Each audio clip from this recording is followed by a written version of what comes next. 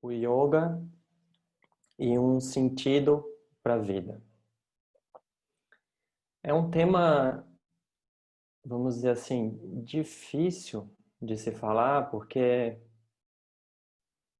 o sentido não é o sentido das coisas, ele não é uma coisa que é dado, né? O, provavelmente o sol tem um sentido para você que é diferente para mim, porque esse sentido ele vai estar de acordo com a história de vida de cada um, né? Então é delicado falar sobre o sentido da vida, porque não existe um sentido da vida que seja igual para mim, para você e para outra pessoa. Então, o que a gente vai falar quando a gente fala sobre o sentido da vida? A gente vai falar como o yoga enxerga a vida. A partir disso, de como o yoga enxerga a vida, a gente cria um sentido para a nossa vida. Então, o que acontece, no final das contas, com o nosso contato com o yoga, é que a gente ressignifica muitas coisas, né? Esse contato com o yoga faz com que a gente reinterprete, ressignifique, a gente se reposicione, né, na vida, tome uma posição diferente, um lugar diferente na vida. E o que eu vou falar aqui para vocês, provavelmente não é nada novo. Geralmente eu falo que o que eu falo é o que vocês já sabem, mas às vezes a gente esquece ou às vezes a gente não traz a mente de forma consciente, né? Mas eu não vou falar nada diferente da experiência de cada um, provavelmente, né? Dentro da experiência de cada um no caminho do yoga. Por isso que eu falo, é o que você provavelmente já sabe, já reconheceu na sua vida. Se você é professor de yoga, você já reconheceu na vida dos seus alunos, né? De outras pessoas.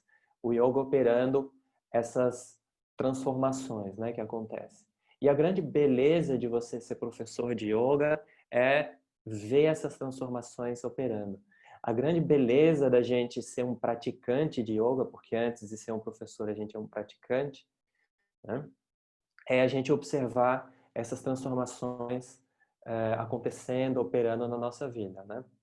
Então, o mantra que a gente fez no início, ele é um mantra para Lakshmi, né? Um canto para Lakshmi. Lakshmi, ela representa, na verdade, assim, eu vou pegar Lakshmi como a deidade principal. A gente poderia pegar Saraswati, poderia pegar Parvati, eu vou pegar Lakshmi como a deidade, né? Como a deusa em si. E nessa visão que a gente vai colocar, a deusa representa o universo inteiro. Então, por isso que eu falei, a gente vai falar sobre como o yoga enxerga a vida, para aí a partir daí a gente falar sobre o que a gente poderia colocar como sendo um sentido da vida, um sentido para a vida a partir do yoga. Então, o que é Lakshmi? Porque falar sobre Lakshmi agora, nesse sentido, é falar sobre como o yoga enxerga o universo. Então, Lakshmi, ela representa dois aspectos, né? O aspecto, a gente diz, primordial, original, fundamental, que é o aspecto básico, né? Através do qual vai dar origem a todo o resto, é a amorosidade. Tá? Uma amorosidade fundamental. Quando a gente fala uma amorosidade fundamental, a gente está falando de um acolhimento, a gente está falando de uma sensação, isso trazendo para a gente, uma sensação de não separação, né? Um acolhimento, uma abertura. Tá? Então é isso que a gente coloca como uma amorosidade fundamental. Esse é um aspecto de Lakshmi, esse é um aspecto da deusa, esse é um aspecto da manifestação. Esse é o aspecto que a gente diz que é o básico, o fundamental. A partir disso, vai nascer algo, né? E o que nasce a partir disso, que é a própria manifestação, que é a aparente dualidade, as formas, tudo que a gente vê, né? A gente vai chamar aqui de o aspecto de, primeiro, criatividade, né? Depois a gente vai transformar esse nome. Então, na visão do yoga, o universo é composto por esses dois fundamentos, né? Uma amorosidade fundamental, uma não separação fundamental e uma força criadora, uma força criativa, tá? Que a gente vai dizer também, chamar aqui, a outra palavra que a gente vai usar é vitalidade, certo?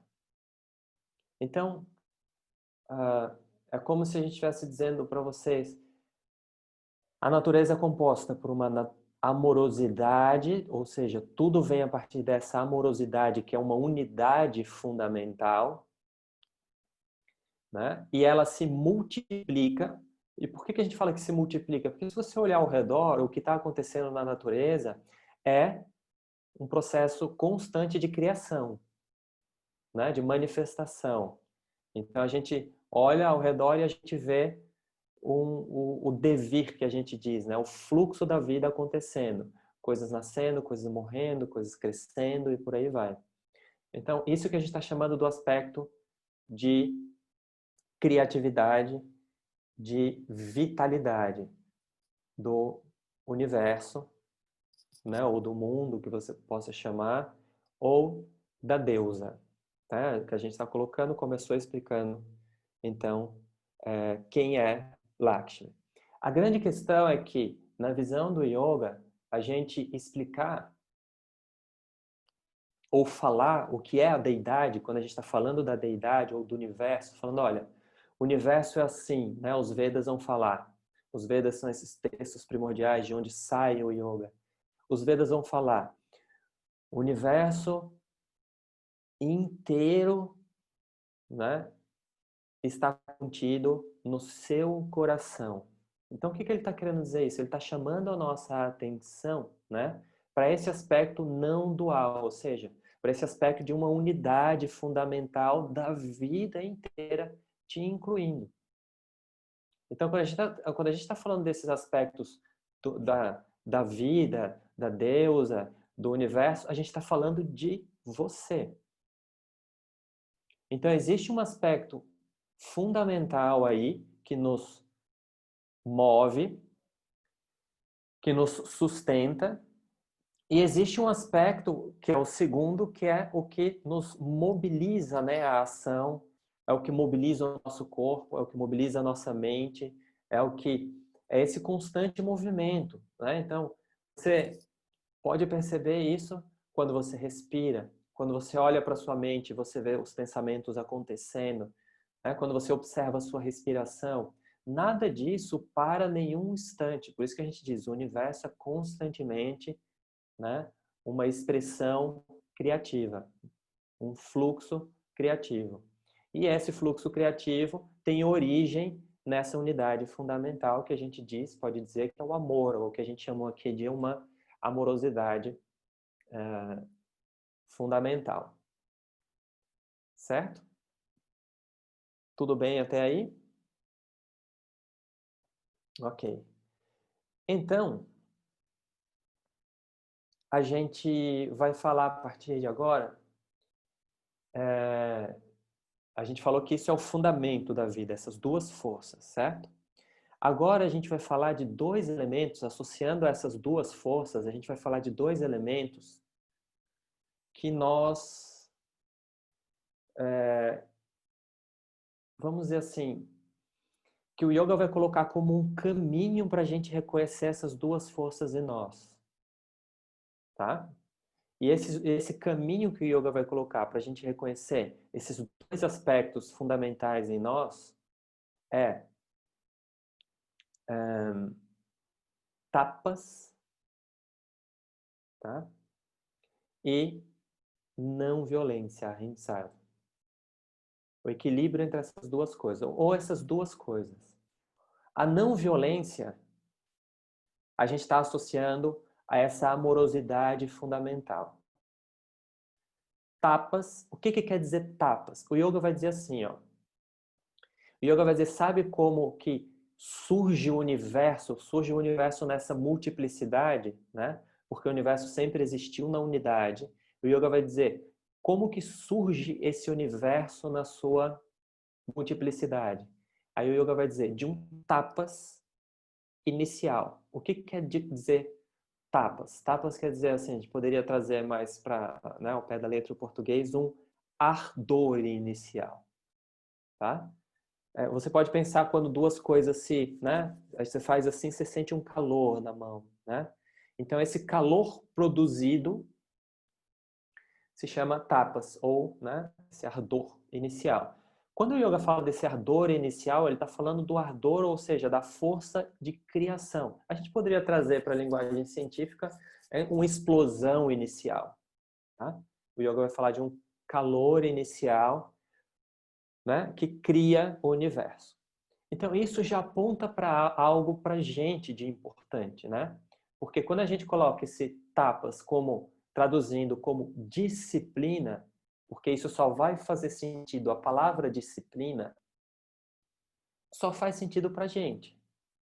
Não faz sentido para a natureza a palavra disciplina. Você falar assim, o sol é disciplinado, ele nasce todo dia às 5 da manhã, e amanhã ele vai nascer às 6, e não faz sentido algum. Por que que não faz sentido? Porque ele não se comporta de acordo com uma determinada vontade. Então, o sol poderia chegar amanhã e dizer, estou com preguiça, não vou nascer, né? Então, o sol não precisa de tapas, de disciplina, né, para nascer. É da natureza do sol, é da natureza da terra, da relação entre os dois, que o sol nasça naquele horário ali. Então, quando a gente coloca o sentido da palavra de disciplina, tá? Isso a gente está falando do ser humano, certo? Ok? Então, mas o que que o yoga está querendo fazer quando a gente tira essa mesma palavra, que é tapas, que é um ardor inicial ou um ardor criativo, e coloca para a nossa prática de yoga, né? E coloca a mesma palavra tapas e coloca disciplina, né? Como a tradução de disciplina, a gente está querendo apontar para uma questão de que eu só consigo criar algo, né? Ou eu só consigo transformar, não vou nem falar criar, porque a gente está sempre criando, vou dizer. Eu só consigo transformar algo, né, se houver uma disciplina para isso, certo? E aí eu não estou falando nem da ação em si, tá? Porque a ação ela pode ser uma ação reativa, né?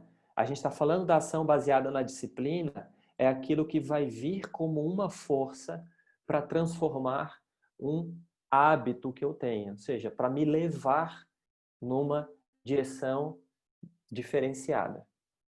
Então, toda vez que a gente falar de disciplina, a gente está falando em relação a outra força, que é a força do hábito. Certo? Então vamos lá, falar dessas duas coisas para a gente entender. Não tem nada de errado com o hábito, tá? O hábito não tem problema algum. Nós temos muitos hábitos que inclusive são hábitos saudáveis. A grande questão são aqueles hábitos que a gente reconhece que não são saudáveis para nós, certo? E que a gente quer transformá-los. Então, quando a gente toma essa decisão de que eu preciso transformar ou eu quero transformar um hábito, eu vou precisar de uma força que é a força da disciplina.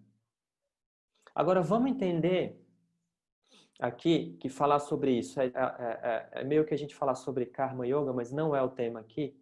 Vamos entender como que nasce um hábito. Na visão do yoga é muito simples a gente analisar isso. É o que está colocado lá na na Gita, o que está colocado no Yoga Sutra. O Yoga Sutra é muito enfático em relação a isso. Como que nasce um hábito? Vamos lá. Essa é a imagem que eu acho mais interessante, né? Você vê um morro. E aí chove. Quando chove, aquela água ela vai percorrer os caminhos que já existem, né? Então, se tem um caminhozinho assim, não muito fundo, a água vai descer por ali, por aquele caminho, né? E aí choveu, ela desce por ali. À medida que ela desce por ali, ela cava um pouquinho aquele caminho. E aí, quando chove de novo, como aquele caminho já cavou um pouco mais, a tendência da água passar por ali de novo é maior ainda. Então, ela vai descer e vai cavar mais um pouco. E assim vai se formando aqueles regos, né? Aqueles caminhos assim que a gente consegue ver no morro. Vai formando esses caminhos. Em relação ao hábito, é a mesma coisa, né? Então, nós fazemos determinada ação e aí no outro dia a gente faz de novo essa ação, faz de novo essa ação, e aí a tendência é que a gente vá seguindo aquele fluxo, certo? Então, tem muitas coisas na vida que a gente faz por hábito e tá tudo bem, são hábitos saudáveis. E tem coisas que a gente faz na vida que são hábitos e são neutros, tá? As ações elas podem trazer um resultado, vamos dizer, negativo, neutro, e hábitos que a gente pode fazer que são positivos. Então, quando a gente fala de transformar hábito, a gente está falando aqui de hábitos que a gente reconheceu que são negativos para a gente. Então, o que que vai fazer quando a minha mente, e não é só a mente, é a mente e o corpo, tá? O hábito, ele fica no corpo, ele convida a mente e convida o corpo. Então, quando aquele hábito vier, né, com essa força prévia, aí a grande pergunta, qual é a força prévia dos hábitos? Aí, geralmente as pessoas respondem dentro do yoga. É o karma. Aí parece que joga para um campo do sobrenatural, né, quando fala do karma. Jogou para o campo do sobrenatural. É o karma. E se jogou para o campo do sobrenatural, você está perdido, porque se está no sobrenatural, eu não posso mudar, né? Então é o karma. Ah, então ele vai ter que carregar esse karma aí pro resto da vida. O que a gente fala quando a gente está falando karma dentro do yoga, a gente está falando é ação. Qual é a força do hábito? A força de ações anteriores, tá? É sempre assim, né? Não existe mistério, porque o yoga, ele acredita e ele reconhece categoricamente a causalidade do mundo. Então, se você tem esse hábito é porque alguma coisa na sua história de vida te conduziu a esse hábito, tá? E aqui a gente não está falando isso, galera, para que a gente coloque culpa em ninguém. É o contrário disso. Se durante a minha vida eu adquiri esses hábitos, ou seja, com a força das ações que eu fiz, ou que fizeram sobre mim, eu posso transformá-los. Se ele foi criado, ele pode ser transformado. Essa é a grande lição. E a força para a transformação dos hábitos, que a gente acabou de falar, o hábito é essa memória das ações que vem, a força que transforma eles é a disciplina. Ok? E aí a grande questão, como que isso opera? Essa é a grande pergunta. Como que isso opera? Se eu perguntar para você assim, ó, como que você, então, como dentro desse tema, né? Como que você remove o hábito, por exemplo, de acordar tarde, né? E cria o hábito de acordar cedo para praticar. Ou qualquer prática em qualquer hora do dia. Como que você faz isso? A primeira questão é, como que você cria o hábito de acordar cedo? Acordando cedo, não tem outra forma, né? Bota o despertador, acorda cedo. O máximo que você pode fazer ali, como uma jogada com a mente, uma jogada de dar um cheque na mente, é assim. Porque não adianta eu me planejar para eu acordar cedo se eu durmo tarde. Então, a grande questão em relação às disciplinas é a gente pegar a mente, né, na esquina, assim, porque a questão, então, é eu dormir cedo para eu acordar cedo. E aí, um dia eu acordo cedo, com um esforço. No outro dia, eu acordo cedo com esforço. No outro dia, eu acordo cedo com determinado esforço. No outro dia, com menos esforço. No outro dia, eu acordo naturalmente. Então, é assim que se transforma uma ação, né? E transformar uma ação é transformar karma. Karma, olha a regrinha lá, tá? Karma só se transforma com karma. O que isso quer dizer? Ação só se transforma com ação. Hábito só se transforma com uma ação diferente daquela. Ok? Então isso é uma regra do todo, né? Ou seja, é uma regra da causalidade. Isso faz parte da causalidade do corpo, da causalidade da mente, funciona dessa forma. Por isso que a gente pode falar de karma. Agora, a gente está falando isso não é para o Thales reuniu aqui toda essa galera para dar uma chamada para a galera acordar cedo para praticar. Nada disso, tá? Por quê?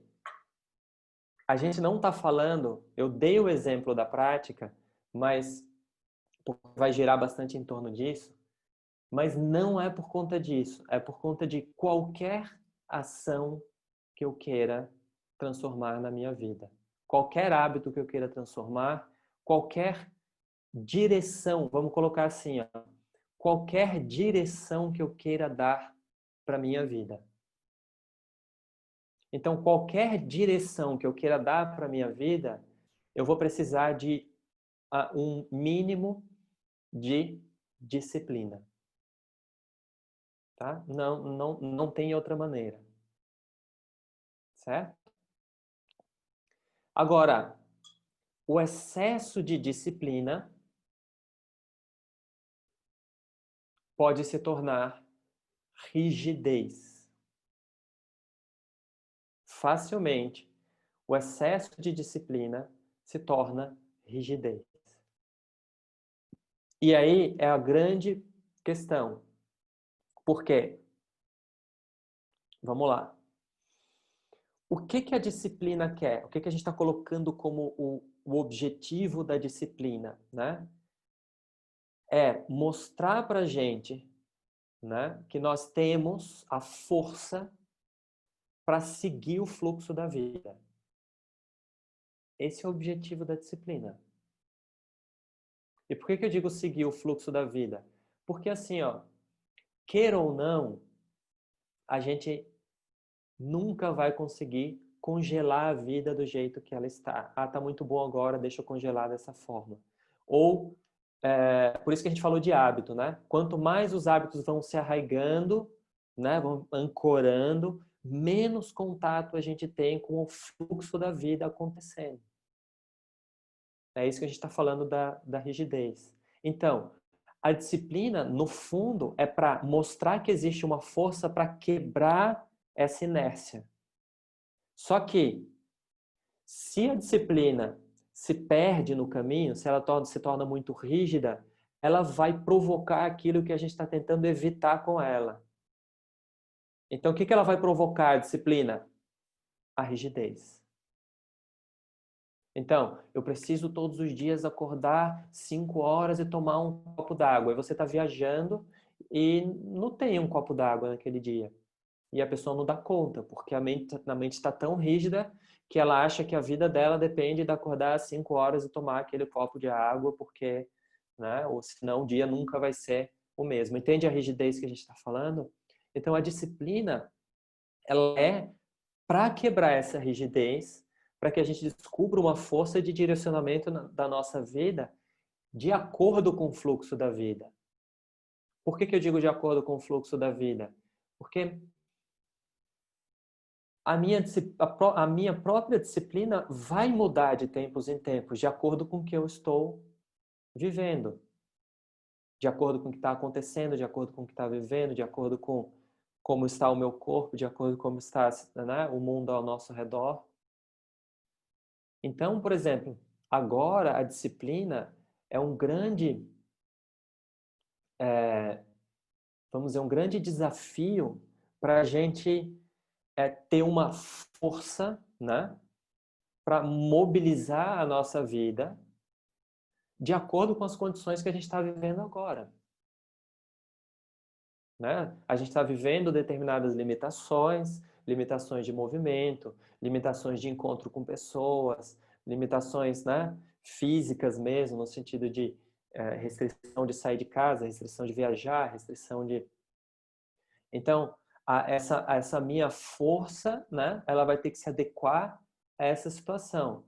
Então, eu vou ter que adequar a disciplina a esse momento que a gente está vivendo. E a disciplina é aquilo, é exatamente aquilo, quando eu falo de uma força, né?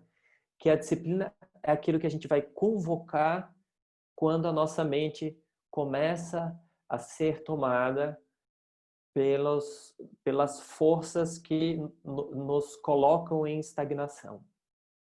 Né? E quais são as forças que geralmente nos colocam em estagnação? Patanjali vai colocar lá desânimo, dúvida, tristeza, certo? Quem não passa por isso? Quem não passa por isso em situações normais da vida? Quando eu digo normais, né, cotidianas da vida. Quem não está passando por isso agora, em algum momento? Entende? Então, entende a importância da disciplina? A disciplina é aquilo que vai nos lembrar, né, que a vida é esse fluxo, que a vida continua e que eu tenho recursos constantes para lidar com ela. E aí que entra com muita força a prática de yoga como uma prática mesmo sistematizada. Quando eu digo sistematizada, que é aquela prática que a gente vê lá no Yoga Sutra, né, de Patanjali, a gente vê nos textos de Hatha Yoga mesmo, o, os asanas, os pranayamas, né, a meditação. A meditação tem um outro fundamento, né, que a gente vai falar da não violência agora. Então, a meditação tem um outro fundamento, mas tapas também está associada à meditação. Então, a gente vê muitas vezes, pelo menos comigo é assim, que a própria prática de Hatha Yoga, quando a gente está falando das purificações, asana, pranayama, né, tudo isso que a gente faz, ela devolve uma vitalidade para o corpo. Por isso que a gente falou que a gente ia falar criatividade e associar a palavra vitalidade, quando a gente está falando do corpo-mente. Né? Então, ela devolve uma vitalidade para o corpo. Quando a gente está falando devolve, né, ou desperta, a gente poderia dizer, a gente está falando que ela devolve vida ao corpo. Vitalidade é isso. Né? Vitalidade devolve vida ao corpo. Né? Porque se a gente se deixa ser tomado, né? Eu não estou falando que a gente não possa sentir as coisas, não possa sentir o desânimo, não possa sentir a tristeza. Eu só estou falando que se a gente se deixa ser tomado pela... Porque essas três vêm juntas. Patanjali ele vai colocar isso. A tristeza, desânimo, dúvida, né? Se a gente se deixa levar por isso, esvai junto à nossa vitalidade, né? A nossa capacidade criativa, ou seja, a nossa capacidade de interferir no mundo, a nossa capacidade de interferir no outro, a nossa capacidade, que a gente pode dizer aqui, em outra linguagem, que é a nossa possibilidade de escrever uma história, porque a vida, afinal de contas, é a escrita de uma história. Você está escrevendo uma história. Certo? A gente poderia falar nessa outra linguagem, né? Você está escrevendo história quando quando você age, você escreve uma história quando você está conversando com alguém, né? Porque é ação, é uma escrita, né? A gente pode usar essa metáfora ali.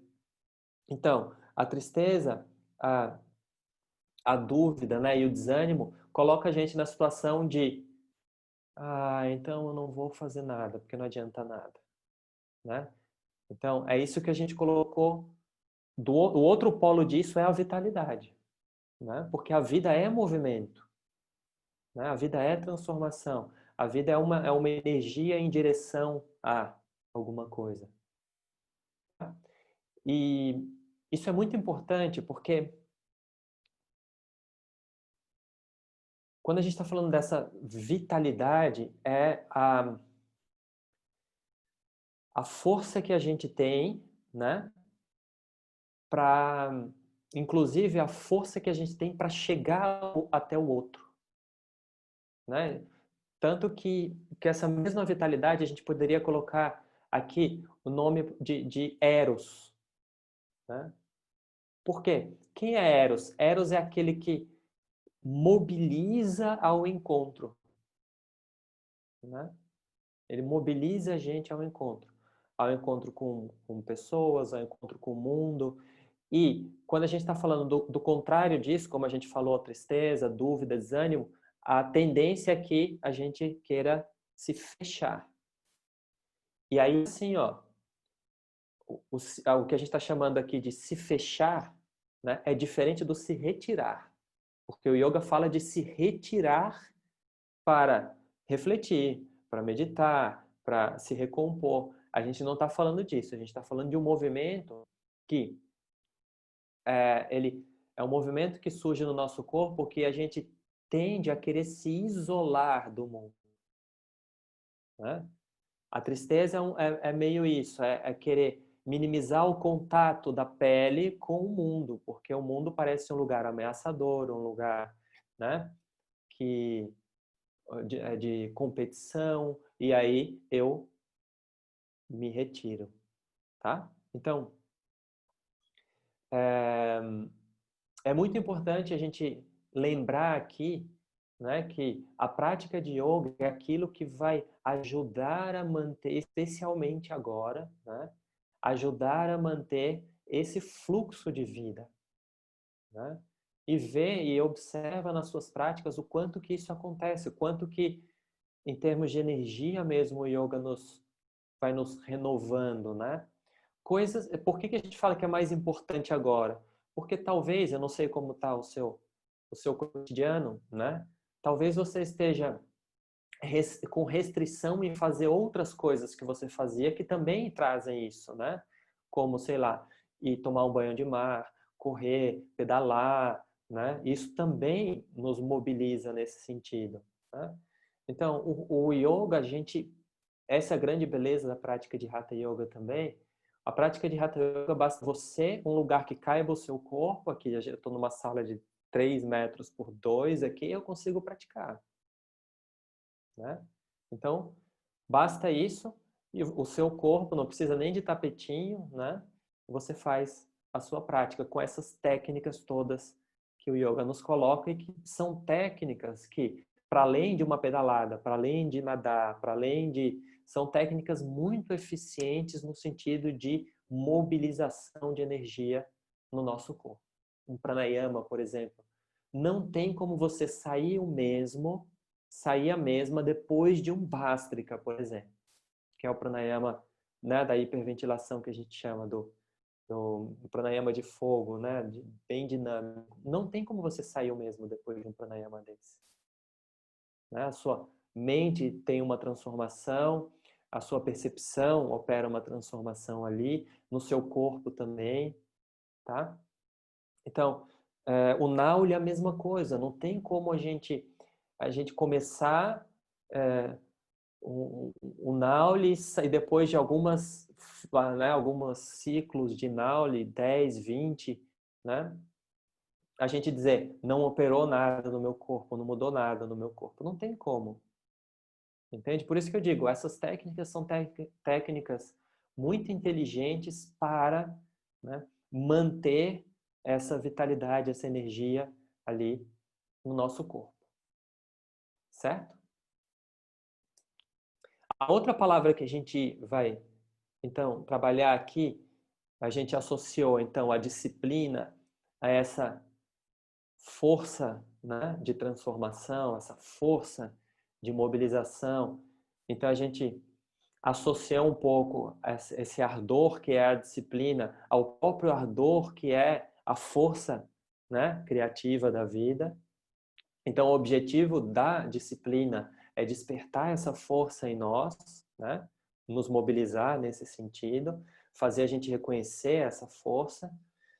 E a outra palavra, então, que a gente vai associar, o que a gente falou que seria um outro aspecto da manifestação, né? Que é uma amorosidade, né? Que a gente colocou aqui, uma amorosidade fundamental, a não separação, uma unidade fundamental, que a gente colocou também como uma abertura, certo? A gente vai colocar aqui como sendo esse aspecto da não violência. Então, como que isso vai aparecer aqui para a gente enquanto uma prática, né? Porque uma coisa é a gente reconhecer isso como fundamento da natureza, outra coisa é a gente colocar isso como um valor na nossa vida. Porque colocar como um valor é para a gente encontrar algo essencial, né? Então, esse algo essencial que a gente quer encontrar com a não violência, né? Eu diria que é uma aceitação, tá? Aceitar. Vamos agora, quando a gente fala aceitar aqui, a gente não está falando de um aceitar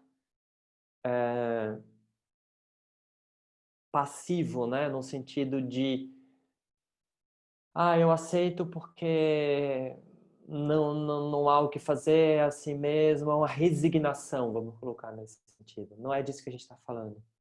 Um aceitar a partir de um entendimento de que é assim. Inclusive, isso vem como uma abertura, né? Por isso que eu falei de uma abertura para olhar que é assim, né? Então, essa abertura que a gente diz, a gente vai grudando coisas aqui, tá? Vai somando. Essa abertura é uma abertura essencial, é uma abertura que está na mente, é uma abertura que está associado ao corpo, né? Por exemplo, por que eu digo que está na mente? É uma abertura para você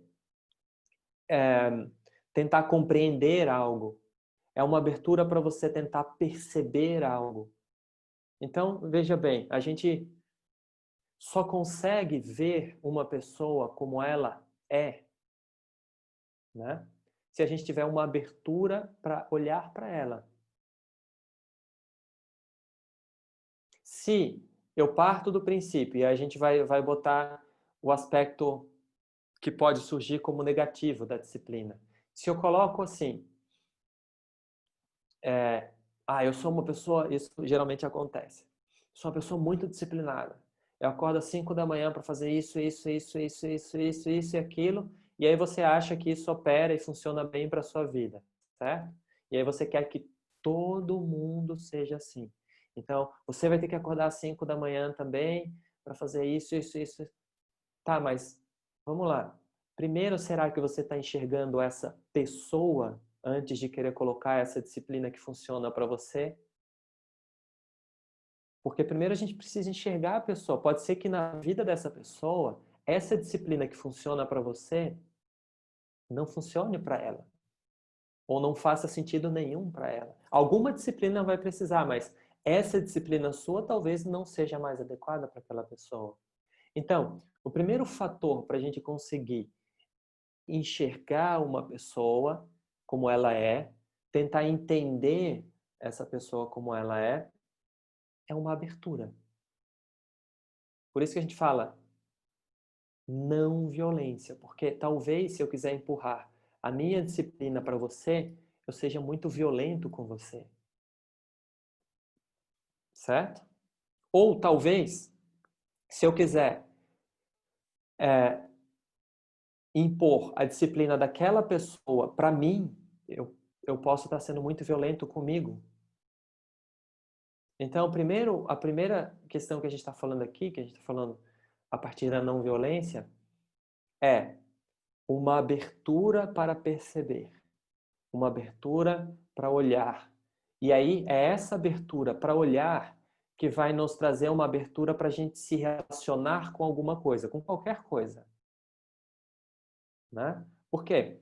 Você se relaciona com a comida que você está comendo, você se relaciona com o ar que você respira, você se relaciona com o sol, você se relaciona com a pessoa que está na sua frente, né?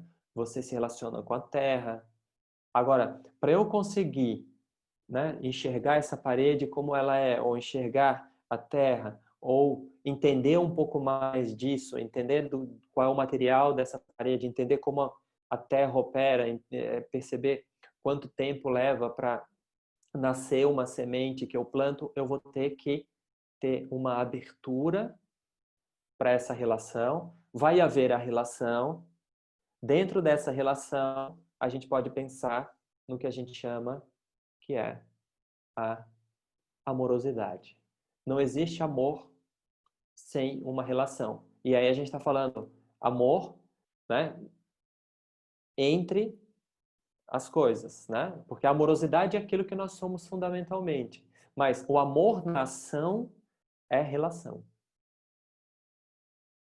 E não existe essa amorosidade na relação se não houver uma abertura. Certo? Então, a não violência aqui vai entrar como, primeiro, como um equilíbrio da disciplina, né? Vamos colocar assim, mas essencialmente como um meio através do qual, né? A gente está falando da disciplina como um valor, da não violência como um valor, um meio através do qual, né? Eu vou constantemente estar lembrando, né, da não violência. E essa não violência ela vai operar, né, nas minhas relações como uma abertura para o outro. Né? Então, vamos tentar colocar um exemplo disso.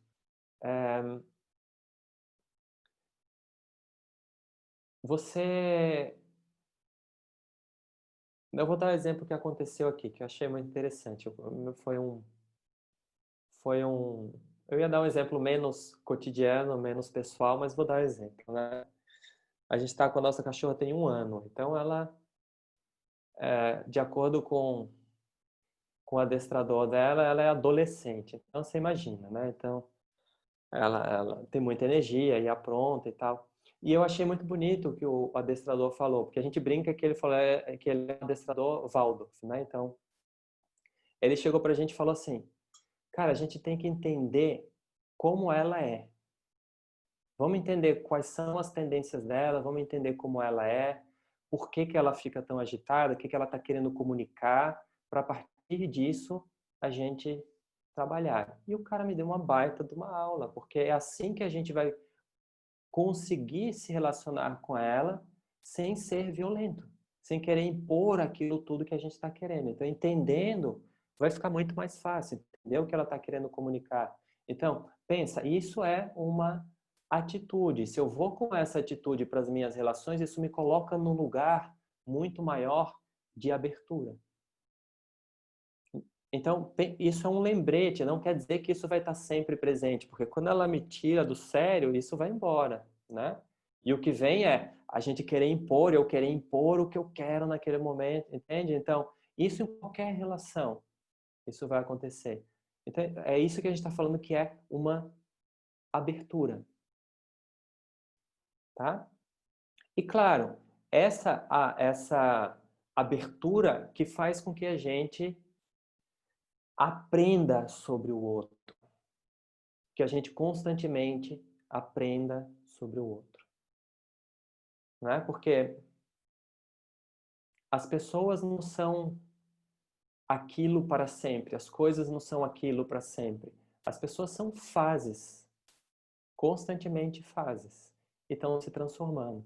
Então, se a gente não tiver a abertura para entender as coisas, ou tentar, pelo menos, entender as coisas como elas são, momento a momento, a gente não consegue acompanhar as transformações da vida. E aí eu não estou falando no campo da ação, porque a gente, quando falou da disciplina, a gente falou no campo da ação, né? Se enrijecer em relação à ação, né?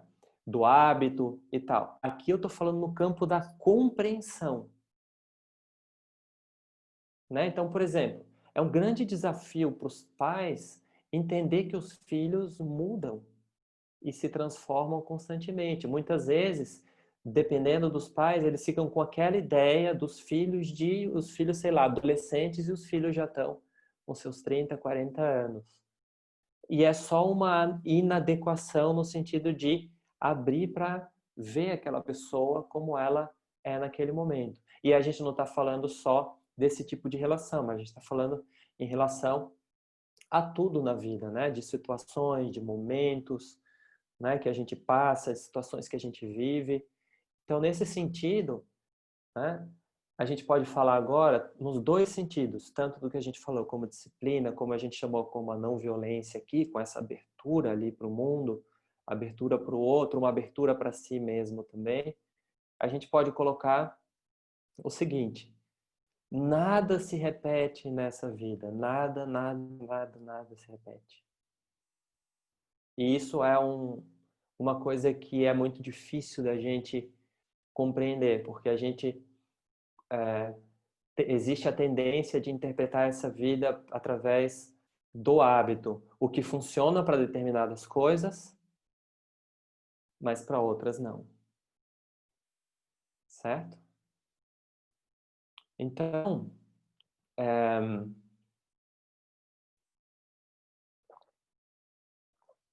pensa na sua prática de yoga, né? Com esses dois elementos. Pensa na sua prática de Hatha Yoga, vamos colocar assim, com esses dois elementos. Cada dia que eu sento e vou fazer um mantra, né? Ali, para começar a minha prática, é o mantra é para lembrar assim, agora começou.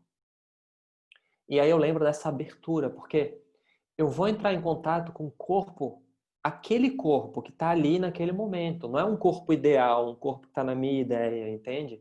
Ah, agora eu tenho que fazer essa postura para alcançar aquilo, porque tal, porque... Não. Como que está esse corpo agora? O que é possível para esse corpo agora, né? Então, se abrir para sentir o corpo, como ele está, entender o corpo dentro daquelas limitações daquele momento, dentro da força e das possibilidades daquele momento também. Então, existem momentos mais marcantes para isso, claro, né? Por exemplo, a pessoa na gestação, as mudanças são, né, contundentes no corpo e rápidas dentro desse processo. Então não adianta você sentou hoje e querer fazer a mesma prática amanhã e exigir do corpo que seja a mesma prática. Quando eu estou falando a mesma prática, né, não estou falando em termos de asana, porque pode ser os mesmos asanas, mas mesmo sendo os mesmos asanas, você pode fazer variações, você pode dar uma intensidade diferente, um ritmo diferente, e isso vai fazer com que a prática seja diferente. Por quê? Porque o corpo está diferente naquele dia, tá? Então, ali, quando você está nesse laboratório, que é a prática de Hatha Yoga, você está com uma abertura para ouvir, para escutar o corpo, para compreender esse corpo um pouco melhor, né? As limitações e os potenciais, as potencialidades desse corpo, né? E, ao mesmo tempo, você, com uma disciplina, né, que a própria prática é, porque você está fazendo ações, você está transformando esse corpo, tá? Você está transformando esse corpo constantemente. Então é esse equilíbrio ali entre a disciplina e a não violência, a disciplina e a não violência. Então, a não violência, a gente ampliou o sentido dela, porque a não violência não é só respeite o seu corpo, Mas o respeitar, para eu respeitar, eu preciso entender. Para eu respeitar, eu preciso olhar, né? Para respeitar, eu preciso ter a capacidade de me relacionar. Então, eu estar aqui presente para esse corpo, fazendo as ações e escutando, né? Então, isso a gente vê que a prática, então, é um grande laboratório para isso, né? A gente diz um laboratório, assim, laboratório é uma palavra, diria, é uma experimentação, tá? É uma grande experimentação para isso. E assim deveria ser, tá? A prática de Hatha Yoga, assim deveria ser. Por quê? Aí vamos lá, vamos voltar. Por que eu digo que é uma experimentação? Porque eu vou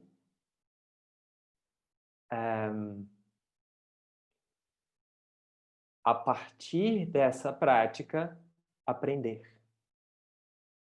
O yoga acontece, opera ali um processo de aprendizagem, de aprendizado ali, né? É importante a gente entender isso também, tá? Só que, quando a gente está falando desse laboratório, que é a prática de Hatha Yoga, né, dessa experimentação, eu vou aprender um pouco mais sobre o corpo, eu vou aprender sobre a minha mente, eu vou aprender sobre as minhas limitações, sobre o potencial da mente, sobre o potencial do corpo, né? Porque, basicamente, o que eu estou entrando em contato ali, né, é essa esfera, né? Que a gente diz, a esfera do corpo, a esfera da mente. E, claro, eu estou tendo estímulos outros, mas eu não estou em contato com o mundo no sentido de não é um diálogo com uma pessoa, não é um caminhar, né? Uma caminhada que você faz, que você está em contato com o mato, né? É diferente. Só que a gente leva essa postura, né, de não violência e disciplina como uma atitude para a vida, né? Para o nosso cotidiano, para a vida mesma ali. Então, o que é essa atitude, né, para a vida? A atitude para a vida a gente pode colocar que a gente poderia dar um nome aqui, dando nome de acordo com yoga, seria a atitude de karma yoga, né? Mas vamos falar a partir desses dois termos que a gente está trabalhando aqui. Então, a primeira questão é, começando então pelo que a gente chamou da não violência, né? Ou dessa atitude de abertura para o mundo, eu diria que é saber assim que a nossa possibilidade de aprender, a nossa possibilidade, né, de aprender com o outro e com as relações, com o mundo em si, ela nunca se esgota. Nunca. Se por algum momento a gente acha que eu já aprendi tudo que eu deveria aprender nessa vida, ligue um alarme aí. Algum lado de você precisa, né, disparar um alarme porque alguma coisa está errada. Porque enquanto eu estou vivo, eu estou aprendendo. Ou tenho. Deixa eu reformular. Enquanto eu estou vivo, eu tenho a possibilidade de aprender. O que a gente vai chamar de vivo, vivo mesmo aqui, é se isso acontece. Se eu perco a capacidade de aprender, aí o que acontece? Não quer dizer que a pessoa morreu, mas a pessoa estagnou. E se a gente pensa na estagnação como uma morte, sim, a pessoa parou, estagnou, parou de aprender. Então, essa abertura é o que nos possibilita constantemente aprender com as experiências. Todas as experiências são passíveis de aprendizado, os relacionamentos são passíveis de aprendizado, qualquer situação que a gente viva é uma possibilidade de aprendizado. E isso, assim, qualquer uma delas. Por exemplo, uma situação como a situação que o Mujica passou, por exemplo, que passou anos preso, né? Ele disse que tirou muito aprendizado daquilo. E olha que ele não é uma questão de ficar preso. Ele não ficou preso assim numa cela, né? Com livro para ler, um celularzinho para escrever, para trocar mensagem. Eles eram proibidos de ler, não deixavam livros, eram proibidos de escrever, porque não tinha recurso nenhum para escrever, e eram proibidos de conversar, porque eles eram pessoas muito perigosas, né?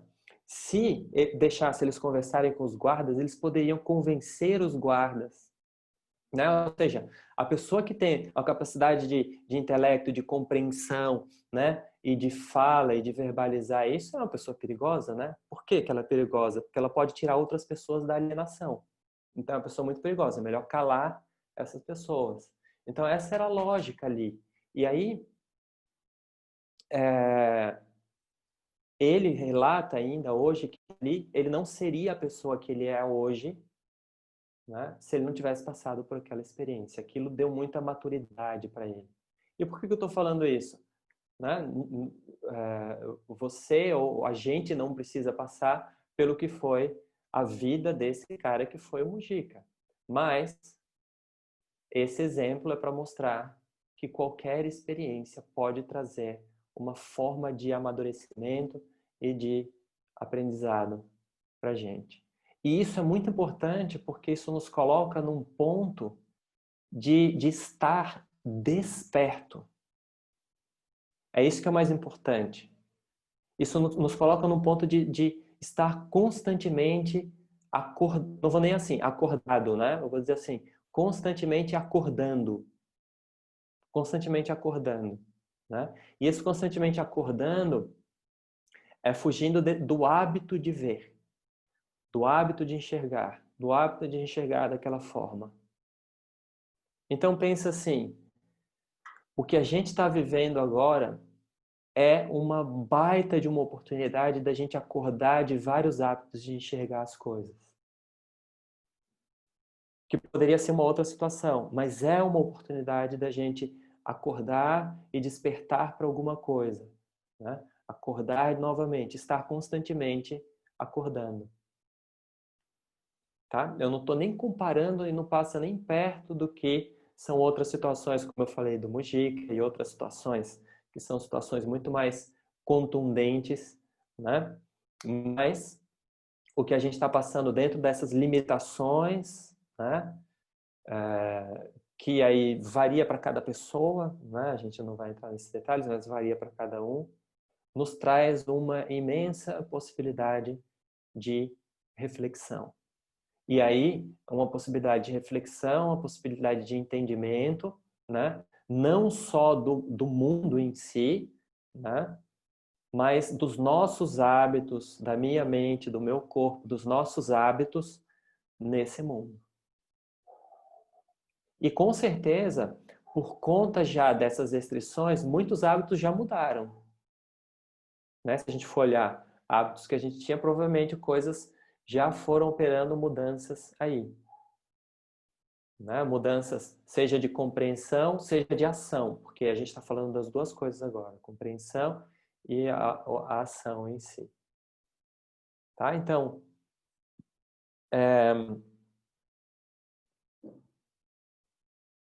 uma coisa que é importante falar também é que a gente nunca sabe, né? E aí a gente vai falar né, agora, voltar para a questão da disciplina. Né? A gente nunca de fato sabe, né, a força que a gente tem. Né? A gente não tem ideia. Né? Spinoza, por exemplo, quando falou disso, e eu tenho falado bastante disso, ele fala assim, a gente não sabe o que pode um corpo. O que ele queria dizer com isso? Vamos entender. Ele dizia assim, o nosso corpo, no mundo, ele vai se encontrando com outros corpos, né? Como eu falei com vocês, né? Quando você está respirando, você está encontrando com o ar. Quando você se alimenta, quando você encontra com uma pessoa. A grande questão é que ele dizia assim, a gente nunca consegue controlar ou saber mais adiante com o que o nosso corpo vai se deparar, vai encontrar. A gente não tem completo controle sobre isso. O yoga fala a mesma coisa, né? Então, por exemplo, provavelmente nenhum de nós imaginava que estaria vivendo essa situação aqui há 6 meses atrás. É inimaginável, era inimaginável, assim. Você poderia até pensar, né? Tem aquelas coisas, pode acontecer alguma coisa, o jeito que a gente está tratando o meio ambiente só vai vir através de, né? Só vai vir consciência a partir da dor e tal.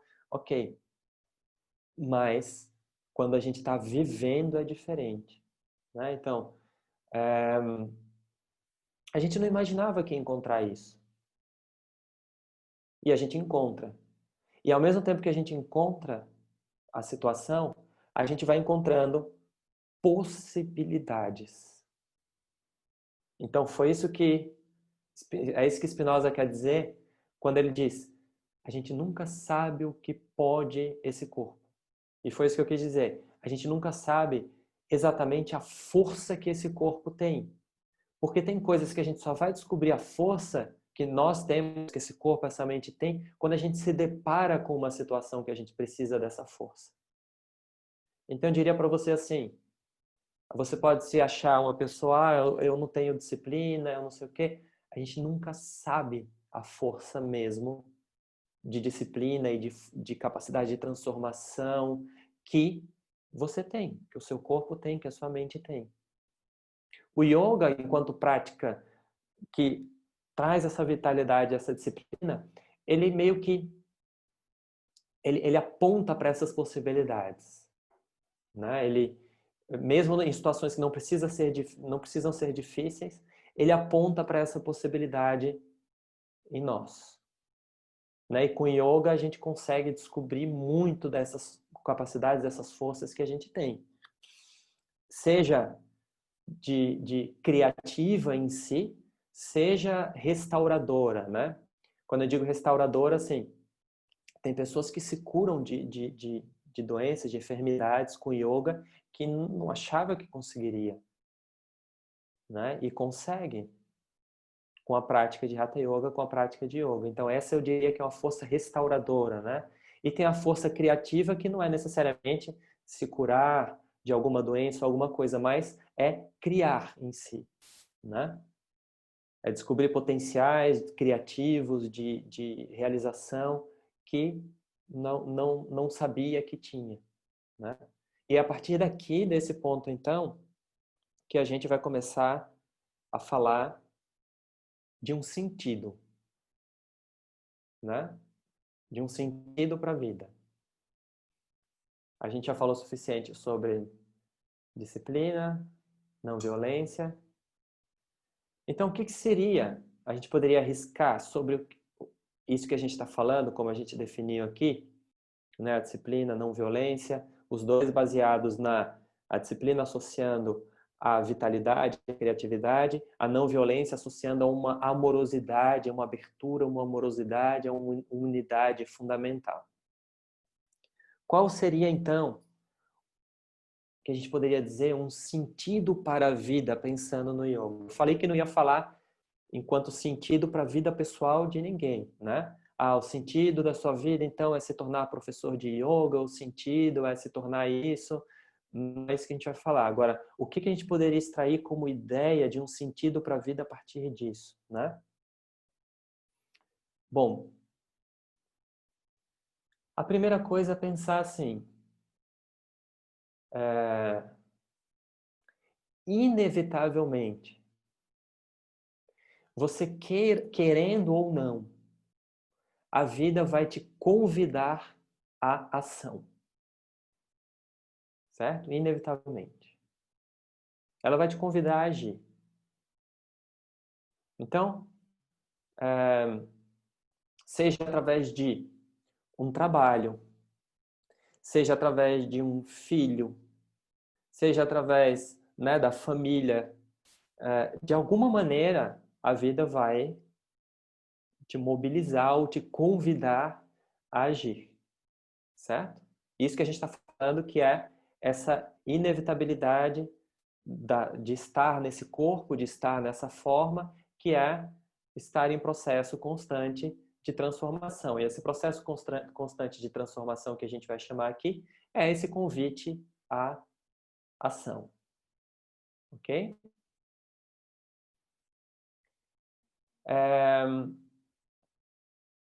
E aí a gente pode pensar assim,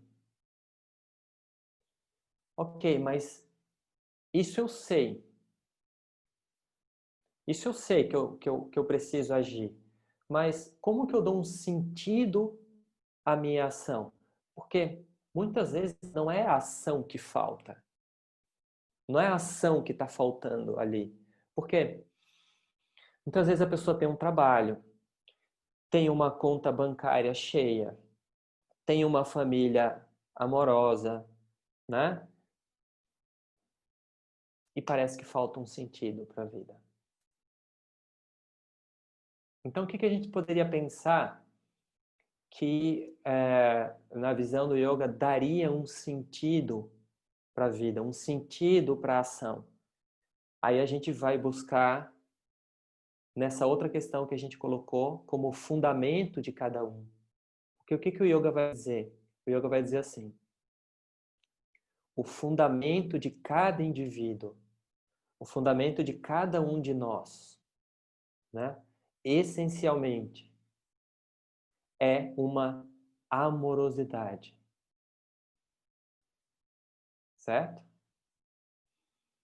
A grande questão é que não vão dizer isso para você,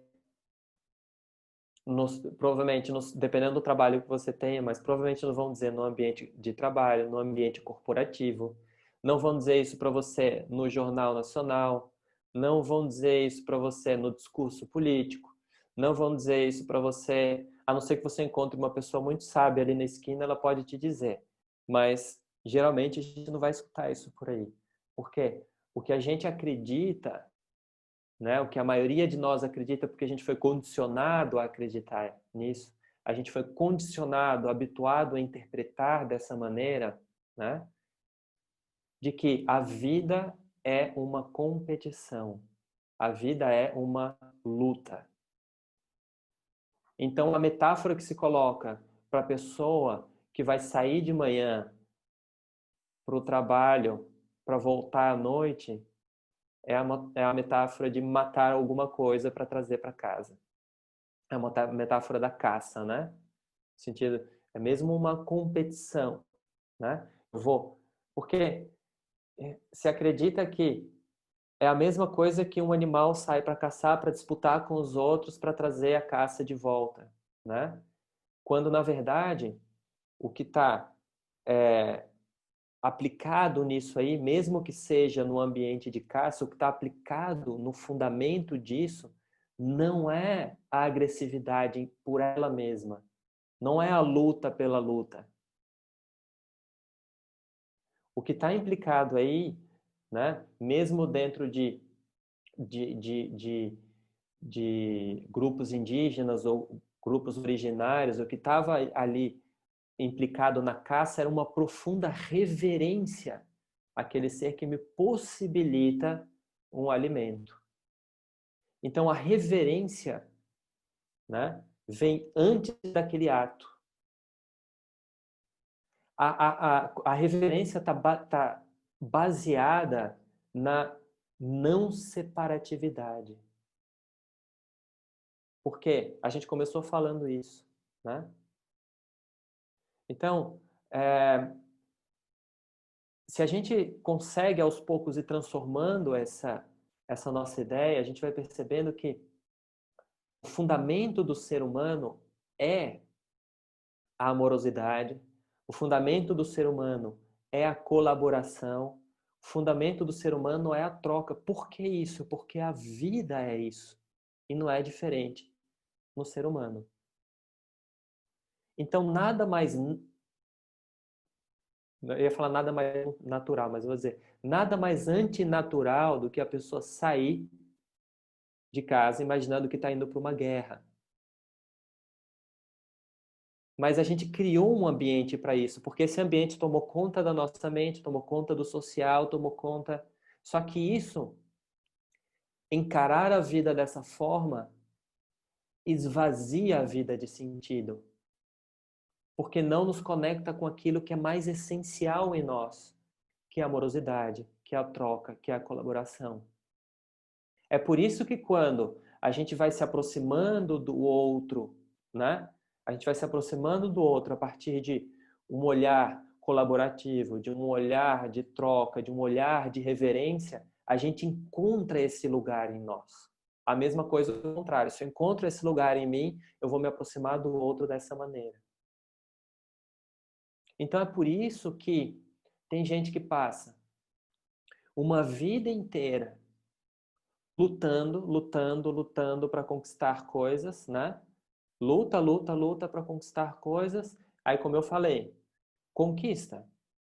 Tem a conta bancária cheia, tem tudo que ela achou. Eu falo conta bancária porque dentro do imaginário da vida como uma luta está associado a isso, né? A caça é essa. E termina uma vida sem sentido.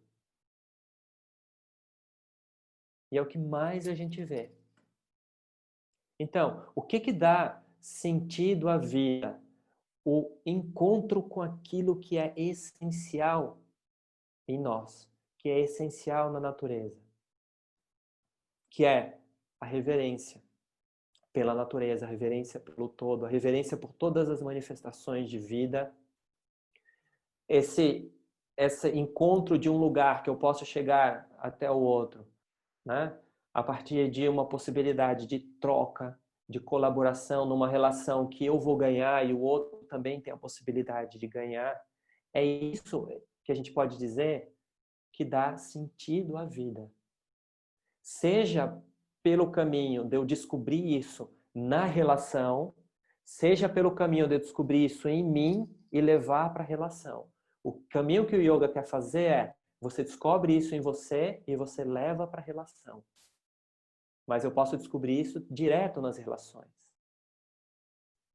Então pensa assim, você chega na prática de yoga, é a experiência de muitas pessoas, e eu falo isso direto, a pessoa chega assim, ó, fisicamente ela chega toda...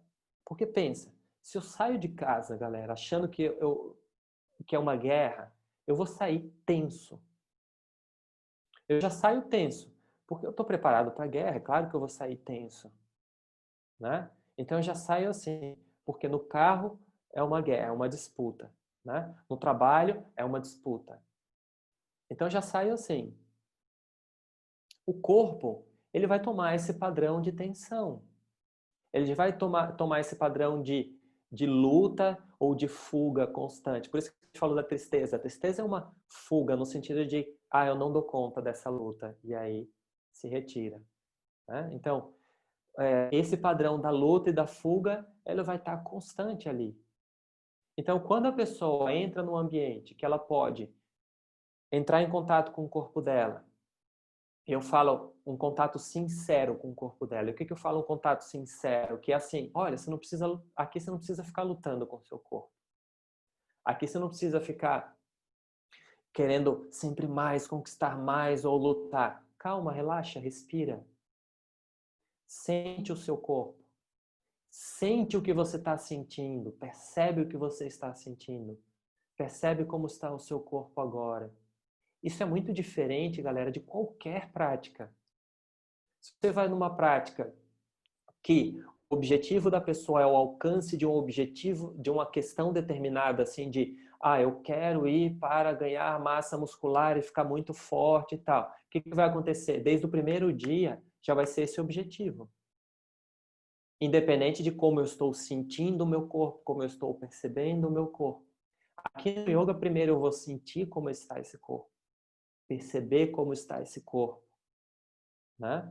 E claro, depois e dentro desse mesmo do processo mesmo, eu vou vendo as transformações operando e o que eu quero transformar nesse corpo, né? Mas eu diria que o processo ali principal é uma escuta desse corpo, né? E isso já vai colocando a gente em contato com coisas diferentes, né? E o que eu diria que é um contato diferente tá tudo bem do jeito que está, respira, fica aí. E aí, às vezes, a pessoa vai, faz toda uma prática de asana, de respiração e tal, deita ali no Shavasana e chora. Chora porque não lembrava, não lembrava como era estar relaxado. Aí o yoga vem e diz, tá vendo esse relaxamento? Esse é o estado natural, não é aquele. O estado natural não é aquela tensão, o estado natural é esse relaxamento. Você pode estar assim no corpo. E aí, outra coisa, você pode estar assim sem culpa. Porque ainda pode vir a culpa.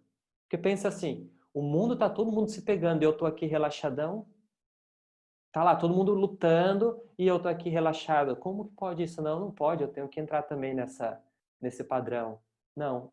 Por quê?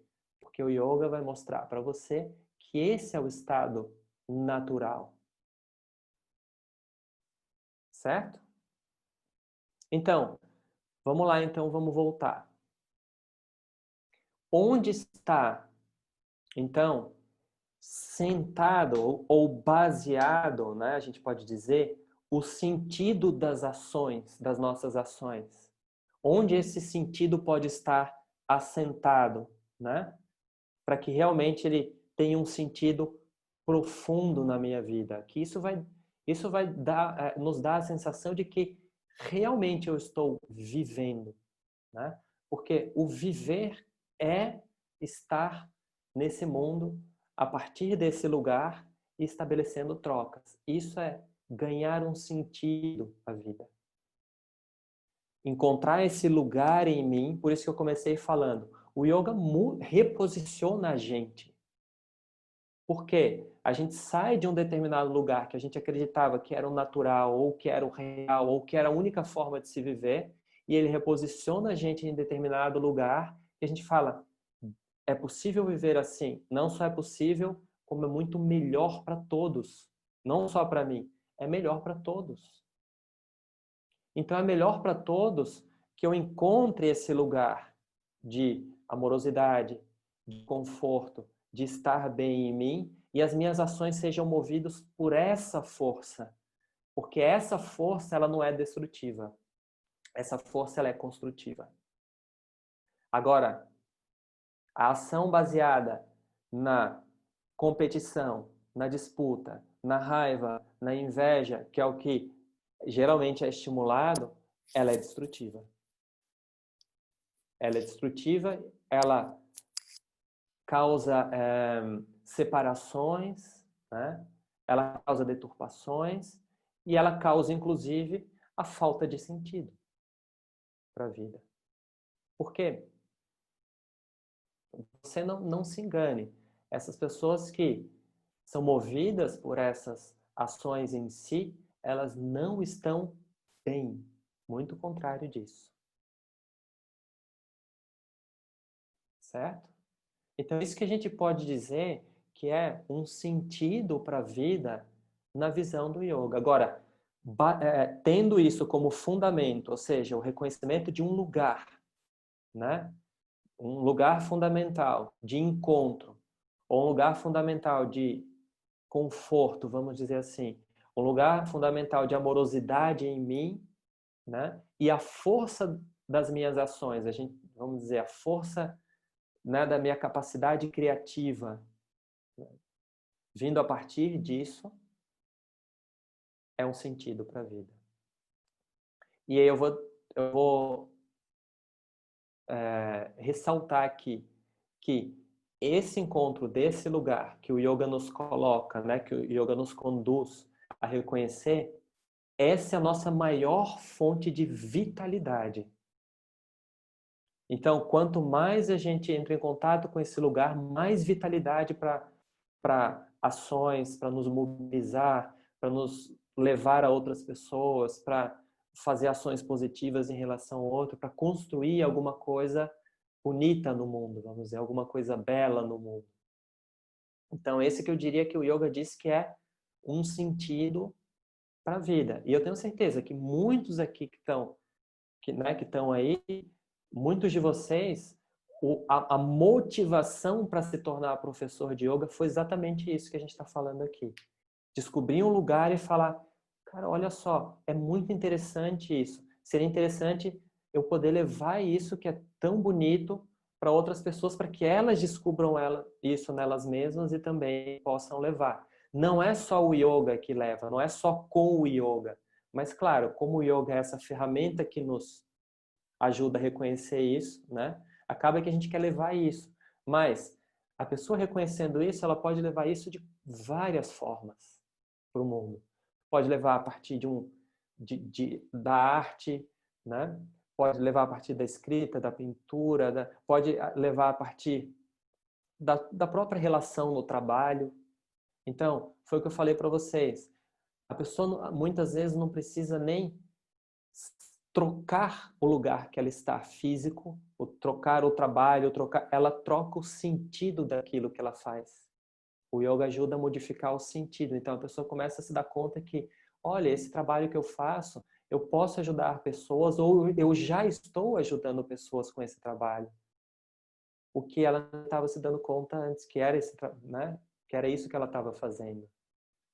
Né? Então, essa forma de expressar isso, cada um vai decidir dentro do seu caminho. Foi isso que eu falei, que era esse ponto que a gente não vai entrar, porque o yoga não quer, ou eu como professor de yoga não quero dizer o que é melhor para você, nesse sentido do que você deve fazer, mas do que você deve encontrar em você para que você possa fazer o que você faz da melhor maneira.